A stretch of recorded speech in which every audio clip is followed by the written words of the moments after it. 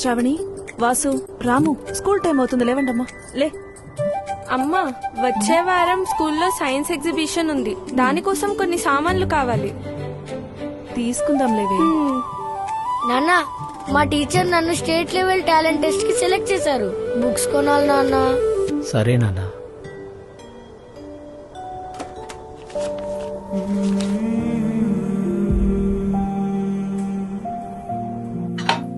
మనం ఎంత కష్టపడినా పర్లేదు లక్ష్మి, కానీ మన పిల్లల్ని మాత్రం బాగా చదివించుకోవాలి.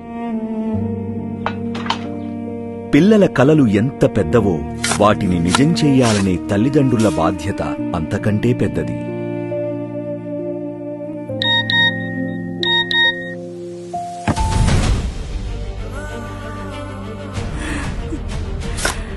ఇంట్లో ఎంతమంది పిల్లలు చదువుకుంటే అంతమందికి ఏడాదికి 15,000 రూపాయలు నేరుగా తల్లి ఖాతాలో జమ చేస్తూ ఇచ్చిన హామీని రెండో ఏడాదిలోనూ నిలబెట్టుకుంటూ 67,47,190 విద్యార్థులకు 10,120 కోట్ల ఆర్థిక సహాయాన్ని అందిస్తూ తల్లికి వందనం పథకం ద్వారా పిల్లల కలలను సాకారం చేస్తుంది కూటమి ప్రభుత్వం. నేను పెద్దయ్యాక డాక్టర్ అవుతాను నాన్న.